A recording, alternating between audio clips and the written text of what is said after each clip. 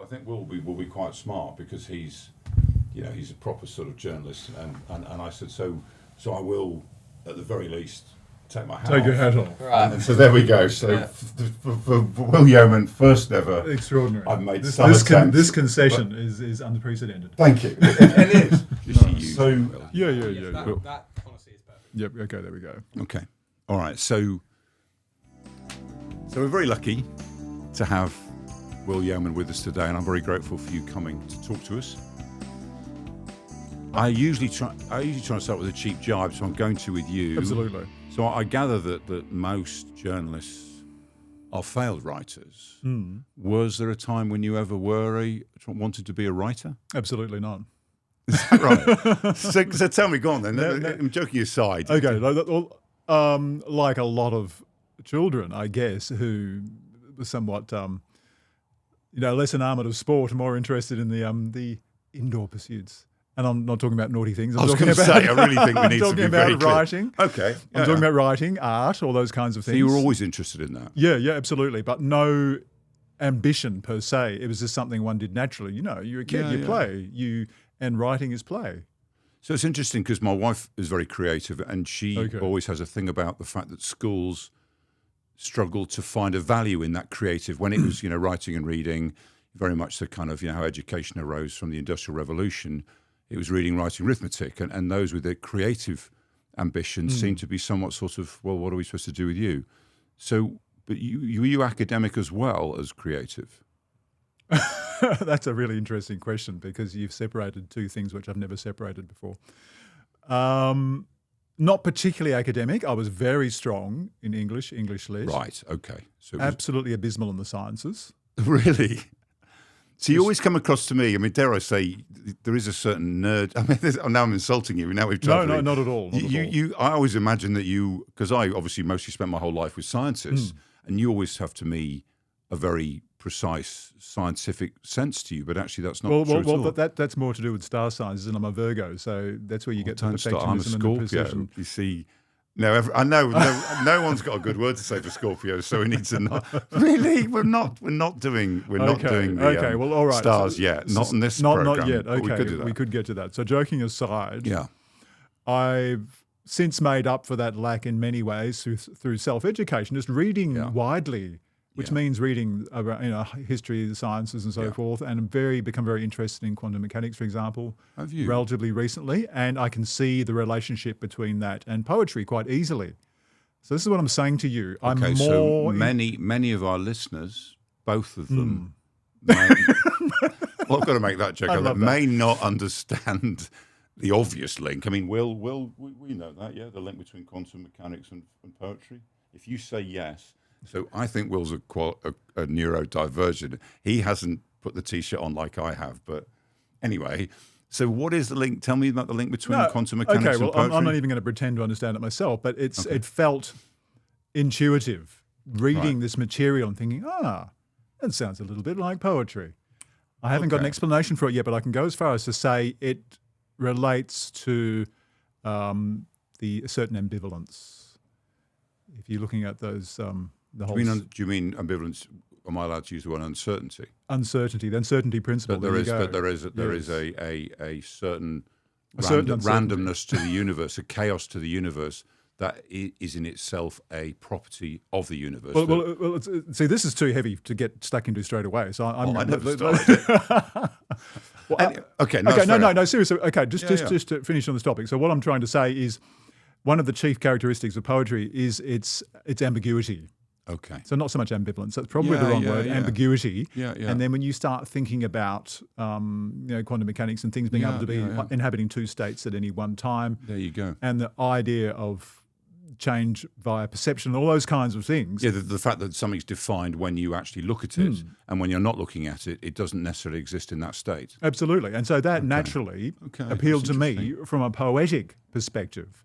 No, I think you're right, and I think quantum mechanics these days is a very it feels like a very artistic kind of creation, a sense of uncertainty, and almost a poetry. When I hear people talk about these topics, as you said, remove the equations, and you actually get something quite poetic in the way it describes the universe. So Okay, I get Absolutely. that. And you know, if you're thinking about mathematics, again, yes, I was abysmal at mathematics, but I have an admiration for the language they use when they Yes. look at a particular equation, for example, and they say it's elegant, it's beautiful. Yeah.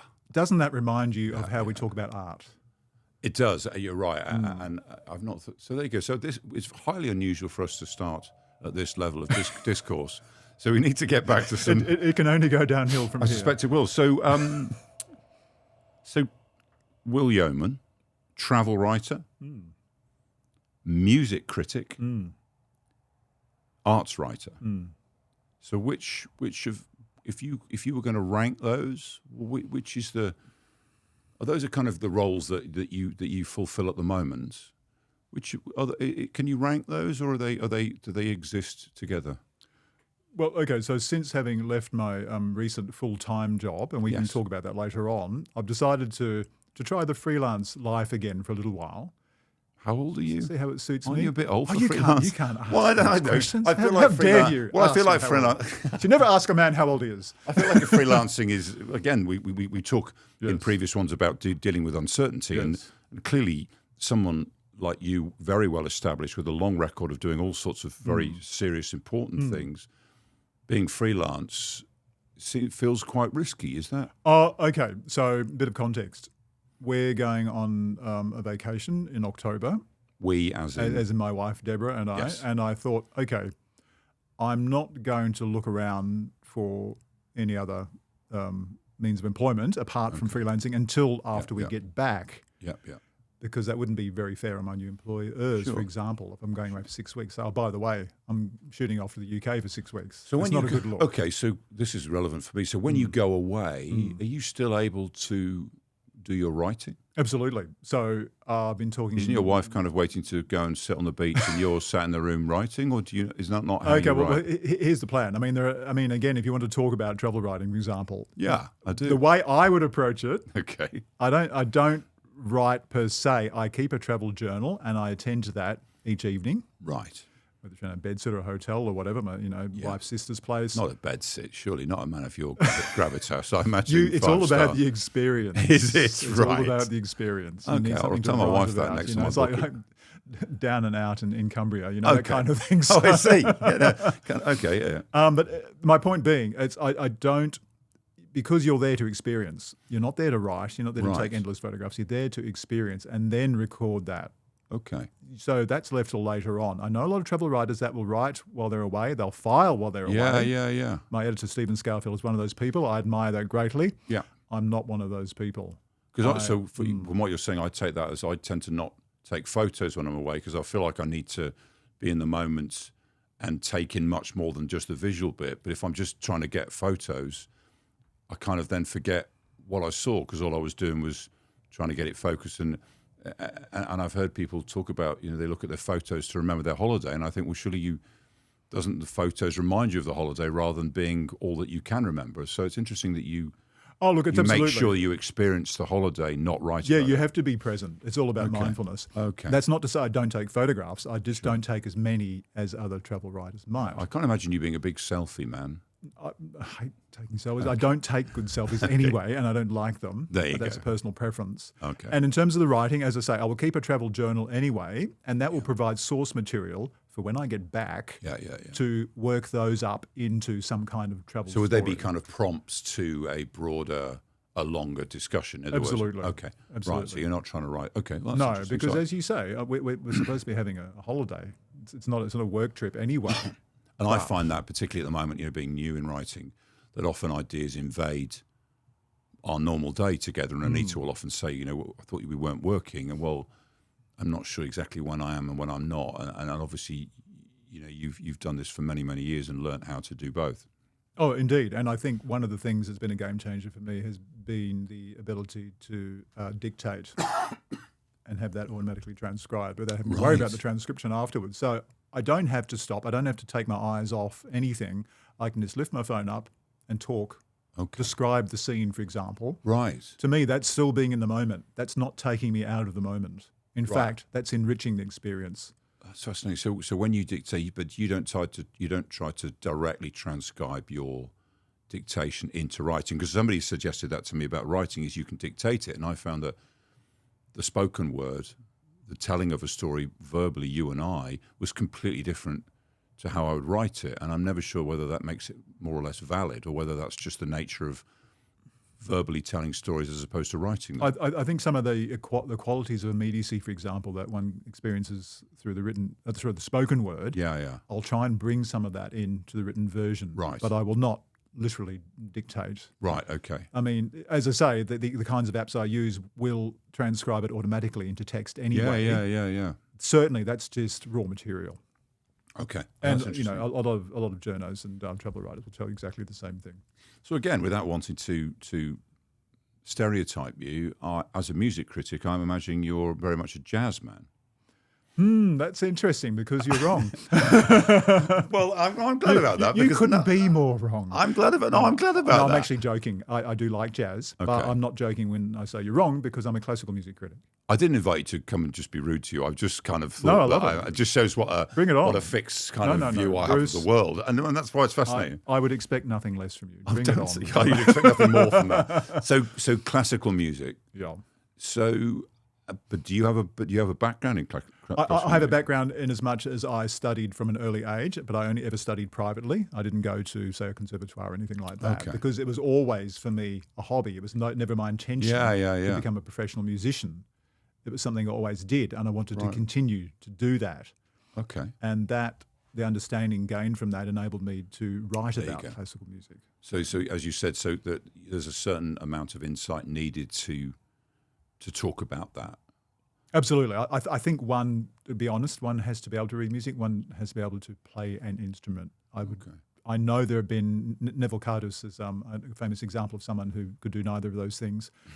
He was more of a cricket man actually, but he was a most wonderful music critic as well. Okay. He's an exception. Because I've started going to the WA music, the kind of orchestral stuff. Sometimes they have educational evenings. Right. And one of them was somebody talking about some of the operas. And they had a Puccini, and they had a lady there singing some of the arias. Okay. And I've never heard those arias. And typical for me, being slightly disinhibited and much more open, I found myself in tears when she was singing. And I went up to her afterwards and said, "Look, I don't think this is strange, but I just need to say to you that I was enchanted by that, and you had me crying, and because it was so beautiful, I'd never heard that." And she kind of went, "Oh, thank you," and I walked off into the night. I think she thought this was a sort of opening line. And I said, "No, I just wanted to tell you that was extraordinary." And I thought, for those of us who don't experience that music and don't train all their lives, and again, you go, "Wow, that's amazing." And they, "Well, it's not the first time I've done it. Again, how do you sing that?" "Well, I've done it 400 times, But as someone who had never experienced that, it was truly moving. And again, that's a privilege for me of not, if I was an anaesthetist, I'd be still sat in theatre listening to the 80s and, Guns N' Roses and kind of stuff. Well, quite possibly. But I have, you might have graduated to opera. Who knows? Not that. Actually, it's not graduation. They're not. They're not. One's not better than the other. They're just different. So let's be clear about that. But sorry, I wanted to go back to what you were saying about your tears. No, that's okay. That's not uncommon. It's opera lovers in particular. I cannot sit through a performance of La Bohème and not have tears streaming down my face, much to the embarrassment of whoever's sitting next to me. Yeah. I mean, it's not uncommon. So, but why though? Because I was struck just by how extraordinary the sound, just the extraordinary coming out of this human being. There was an extraordinary noise, and something I found really myself filled, about that, really isn't there? moving. Yes, and I agree. I don't have any technical critique of it, and I don't even know what she was saying. There was just something that just had me filled with emotion, and again, it's a privilege of having had the accident that I get to kind of do that. But so when you listen to music, are you listening to the technical aspects of it?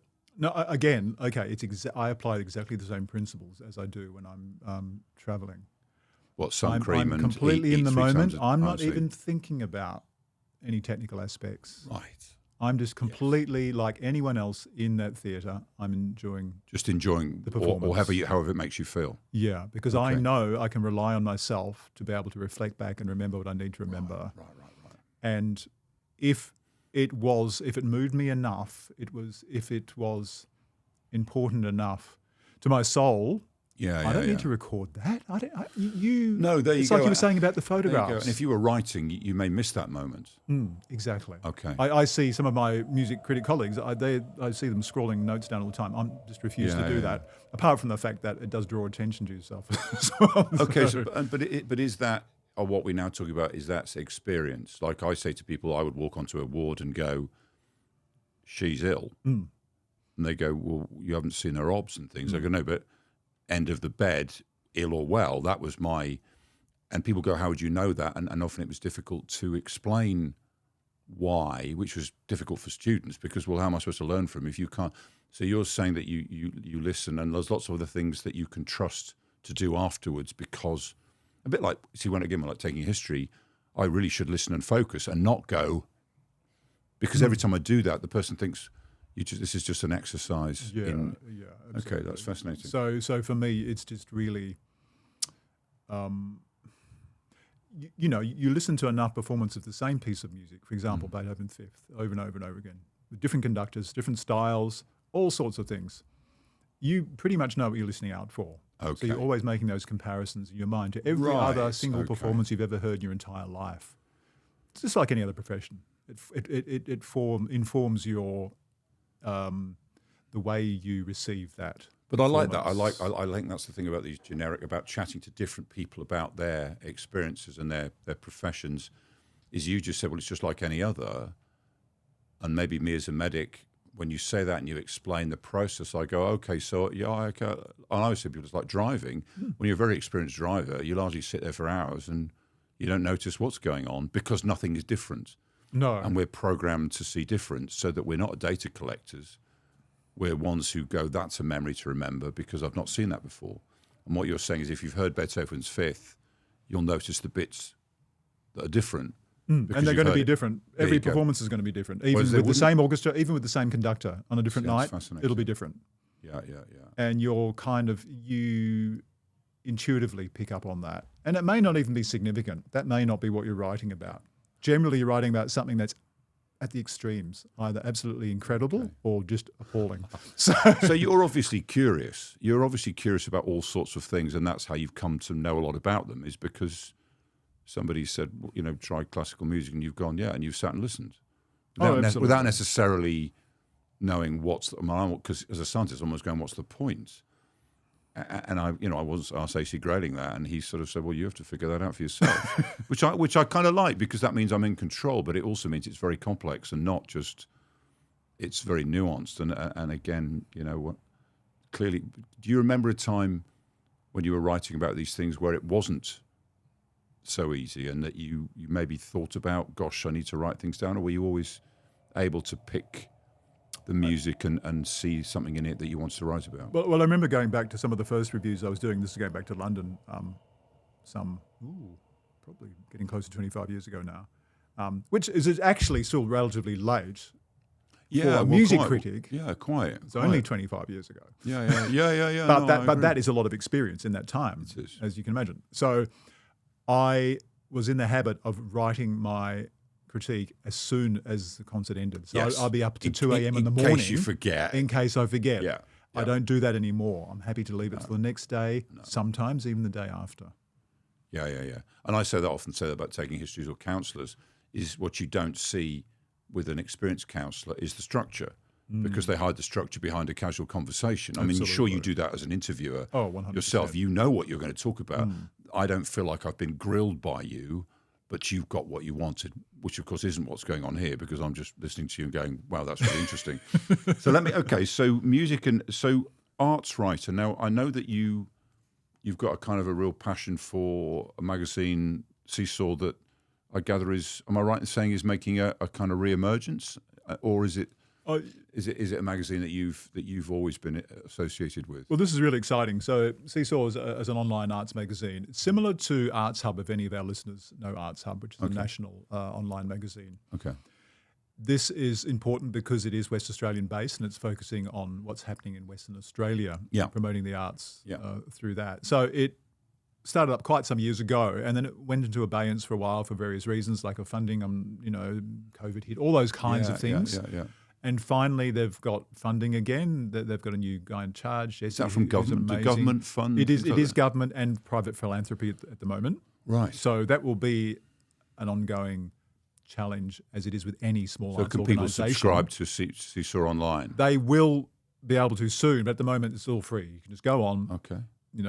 I think it's seesaw.com or seesaw.com.au, but just look it up on, online. Yeah. And I did do a little bit of writing for them before, opera, literature, and music. Yeah, just casually, just doing those three absolutely. topics. And recently they're getting some of what they call, I guess it's a really diverse range of reviewers. They want to have people from different backgrounds, different interests, but they also want people like myself and a couple of other names who have been around for a while and are very experienced, that they can rely on to get a lot of content together relatively quickly and really kickstart the magazine. So that kind of raises what I was going to ask you, is that clearly being a journalist is not the same as being a writer, because you have deadlines and you have some degree of restriction on what you can write about.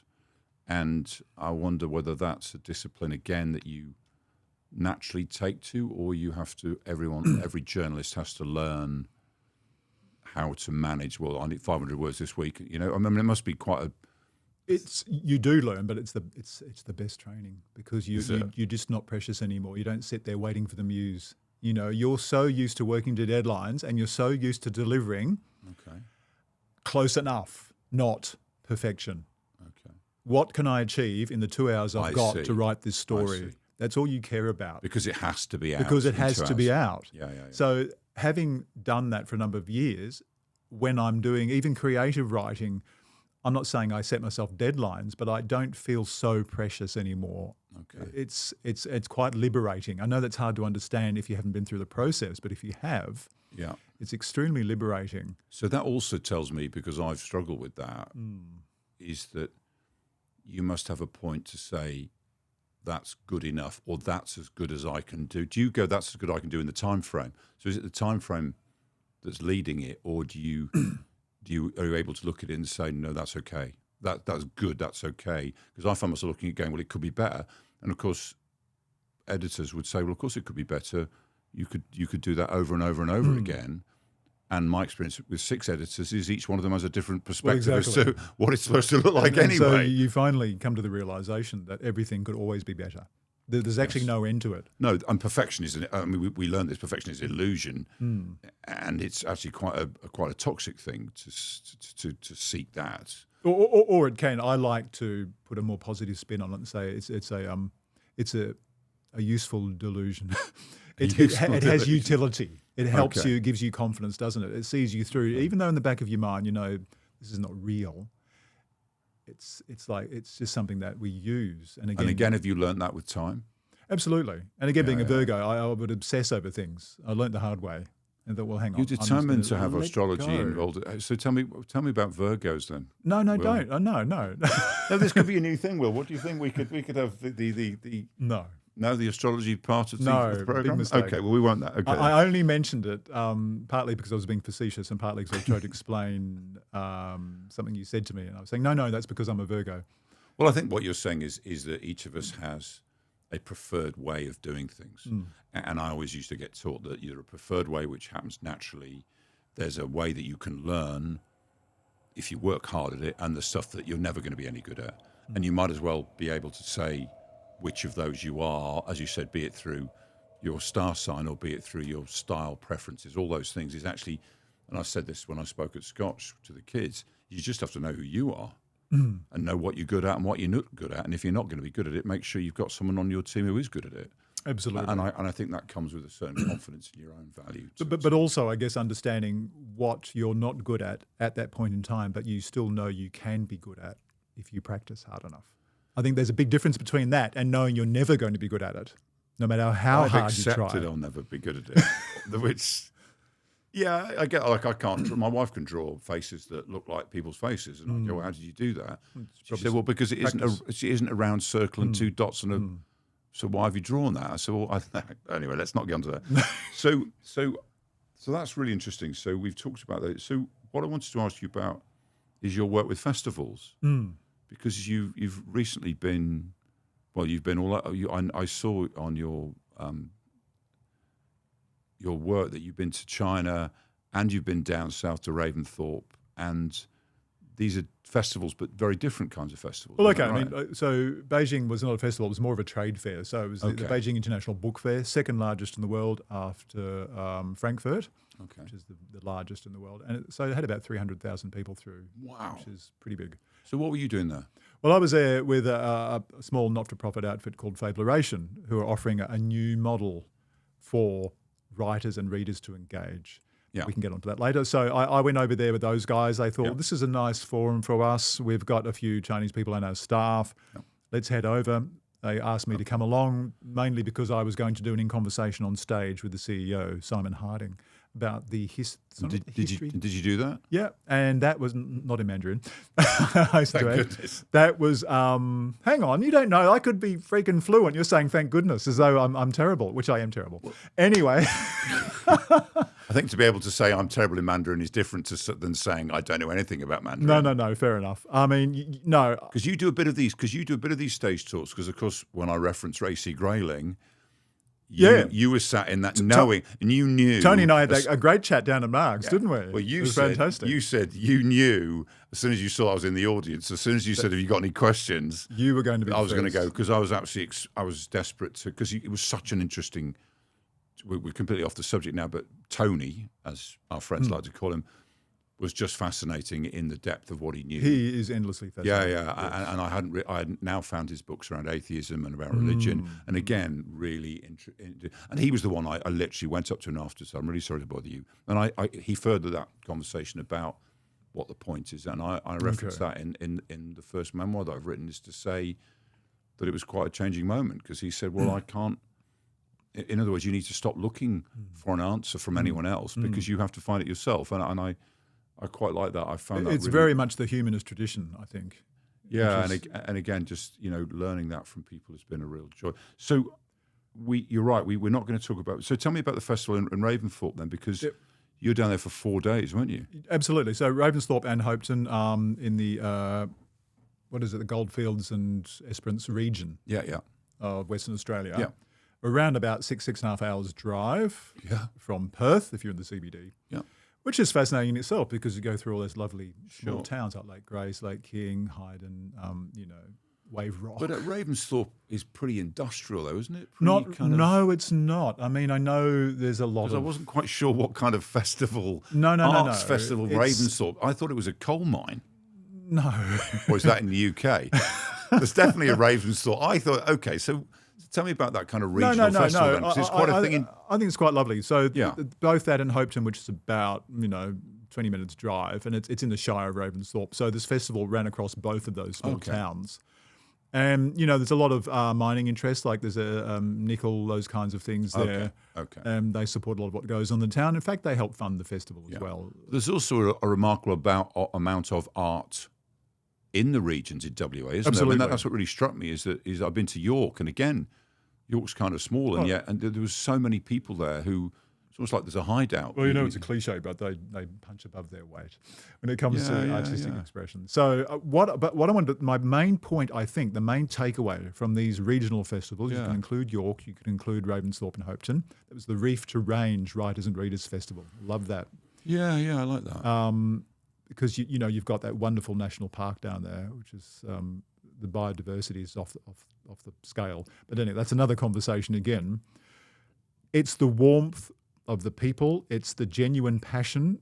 It's so different from the larger festivals. And I've been involved in a lot of international and large-scale festivals. That's why I was interested, because I've seen that you've been a lot, and I thought I was kind of surprised that you, like you said, it's a long way. It's quite small, but I love clearly that. you absolutely love experience. It was absolutely beautiful. I found the York crowd incredibly generous, and I sat there in a small group of people and thought, I feel like I could ask anything and not be laughed at. There is that level of intimacy. You're right, and the feeling that you are amongst friends. You're not made to feel sort of intimidated because you're intellectually outclassed or whatever, which you can get sometimes. And also, unlike what I've done with you, is any assumption you might make about the people there, you're almost certainly be wrong. Which is great. Yeah, isn't that what you want? It you want is. to learn. It is. And I really love that. And I think particularly the open mic. We had some open mic things going comedy? on. Well, we did actually. We had improv. We had poetry readings, either their own poetry or poetry that they wanted to read. Thank God I didn't go.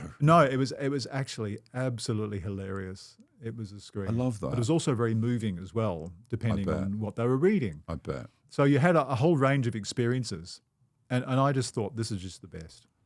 This is the kind of festival that I like to be involved in.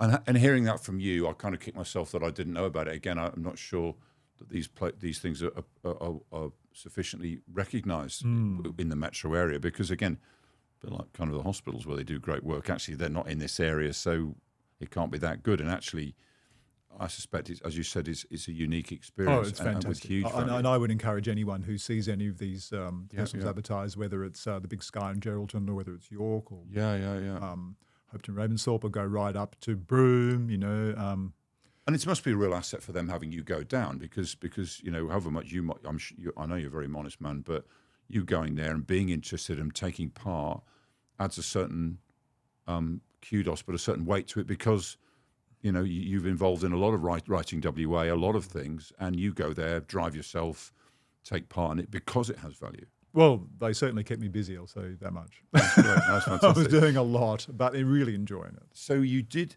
mention casually about what I thought was a fascinating project, and I still don't really quite understand.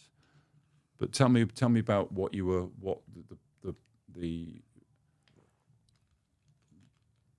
AI thing that you're involved. I was trying to think of a better word than AI thing, but I'm not very good with that. At the Chinese in China, what were you in Beijing? What were you? Oh, okay. Tell me about Fablethorpe. Well, Fableration. Fableration. Tell me about Fableration. Again, we went there and we had a stall along with a number of other smaller sort of startups, which were similarly leveraging AI and other technologies. Because I when I read the stuff that we shared, you gave me the word brokenomics. That's one that I think is actually coined by Simon Harding, the CEO of Brokenomics. Okay. So the model is broken. So the current publishing model, in their opinion, is broken. And this is one possible solution. In what way is it broken? Can you? Well, there's unfair remuneration for authors, basically, and the inability of Inadequate readers, as opposed to overly. but also from the other side of the coin, readers' tastes are being governed largely by algorithms and by whatever the top 10 novelists at the time, and they're not actually getting what they really want. And so something like Fableration hopes to address both of these issues, leveraging AI technology and blockchain technology as well. And that's when the financial sort of aspects come into it.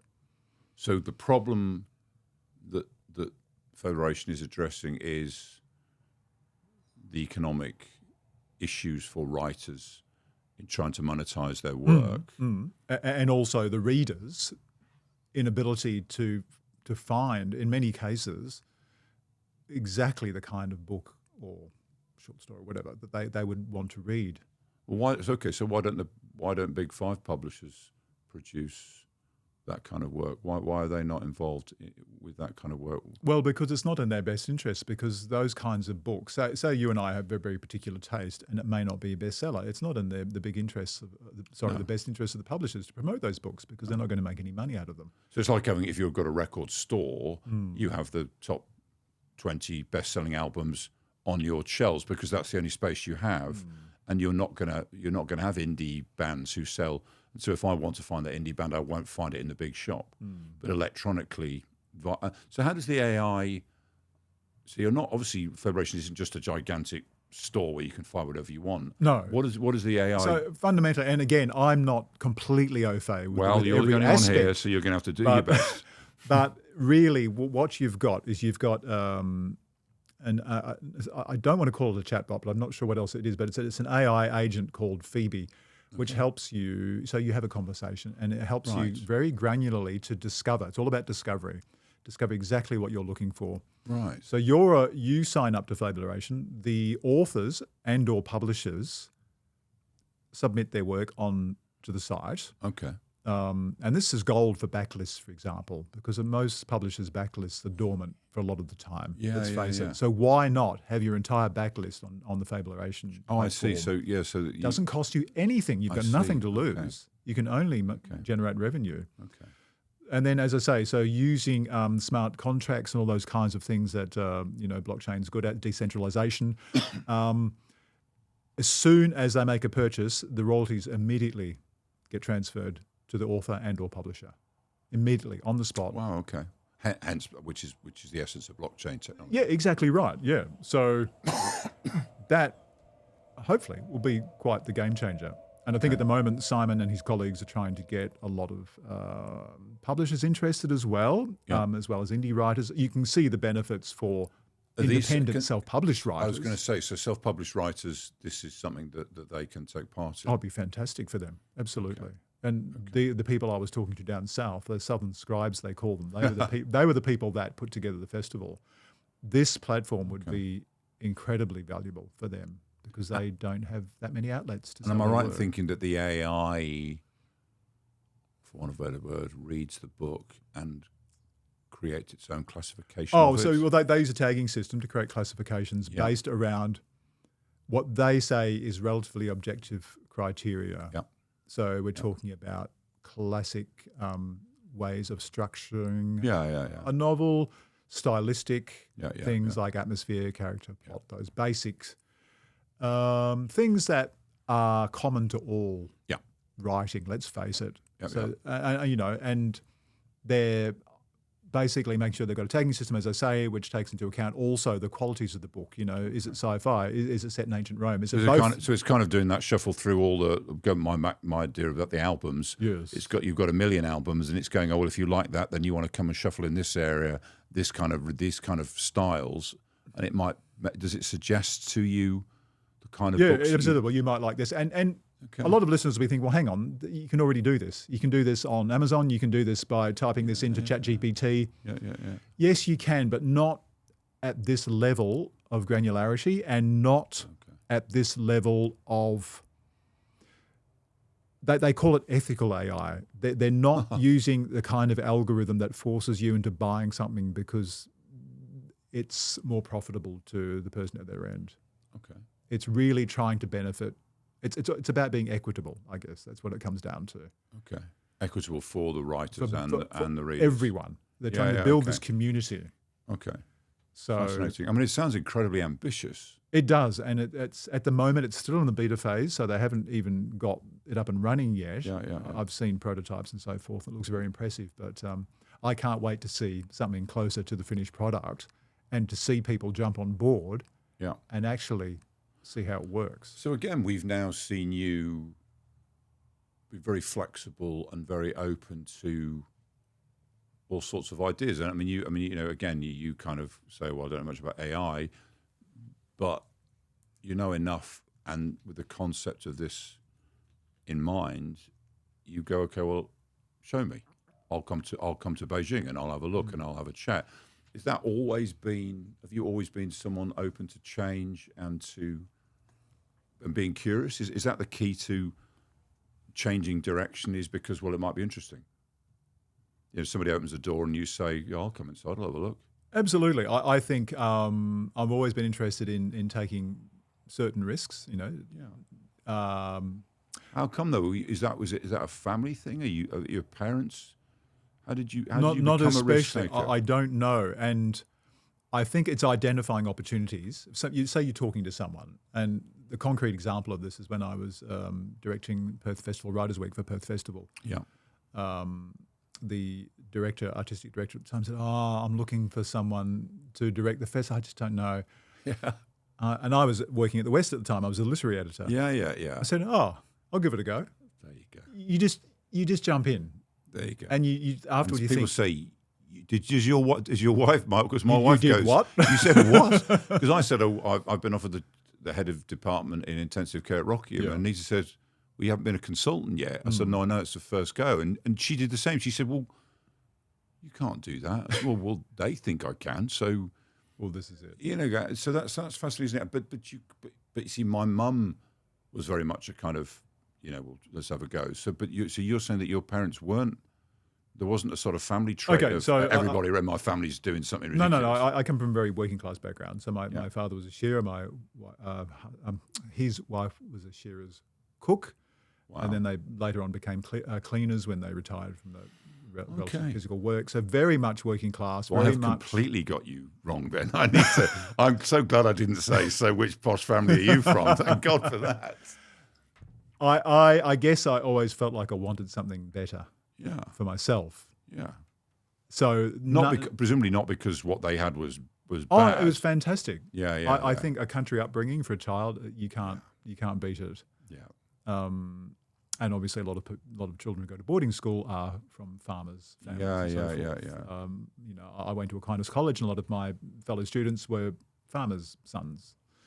And are they very different to those who live in? I mean, obviously that's not an experience we've had. So, are the people boarding from farming backgrounds, are they quite different to the metro groups who they mingle with? Are they different? Were you aware of? I look at that age. I didn't really pick up on that much difference, to be honest with you. I think it's interesting that you've kind of gone, well, I want this is what my family have, and I want more than that. Yeah, but again, that's not really. That was almost subconscious. I think it was just me being curious, like you said, and you come across something. Yeah. Classical music, for example. 1977, Star Wars, John Williams soundtrack. There you go. Mind blowing. Yeah, absolutely. Big orchestral sound. That's right. And I thought, I want more of this. Where can I find it? Beethoven. So Wagner, hang on, you're saying you Mozart. Right. Okay. I was already playing the classical guitars. I was halfway there. Right. But I was also playing country. I was also playing rock. Because you're interested in what does it sound like and what's it? Well, at the time, because that's, as most of us will know, you tend to gravitate to what your parents are listening to when you're young. Yeah. They loved country music. They loved Elvis. Okay. They loved, Glenn Campbell. They loved Bill Haley and the Comets, which would have been retro even in their time. So you got to know all that stuff and appreciate it. Yeah. So it's stuff that you know and you're not quite sure how you know. Like I used to know a lot of Roger Whittaker. Yeah, People would say, why the hell would you know Roger Whittaker? And I said, because my dad... So when my dad died, I kind of made a recording of the kind of songs he liked. And last time my mum was here, it happened to be the playlist on, and I had to turn it off because mum was crying because it was so poignant for her. And I thought, well, there you go. At least those are that. She said, oh, your dad used to sing that. I said, no, the whole list is songs he used to sing while he was doing the washing up. And she said, look, I can't. It's only been 2 years, and she said, I can't listen to it. And I thought, well, at least we're on the same wavelength as to the things that I remember. So there you go. It just shows. Absolutely. And I think particularly when it comes to Glenn Campbell, for example, I was recently having a chat with Stan Grant when he was over here for Margs, but he was also doing something here in Perth. And we found common ground in country music. So he plays the guitar as well. His father was a great country music sort of performer, but also listener, obviously, and appreciative of the art. And I thought, I want to talk about Glenn Campbell because Stan Grant had written about that in his latest book as well. Okay.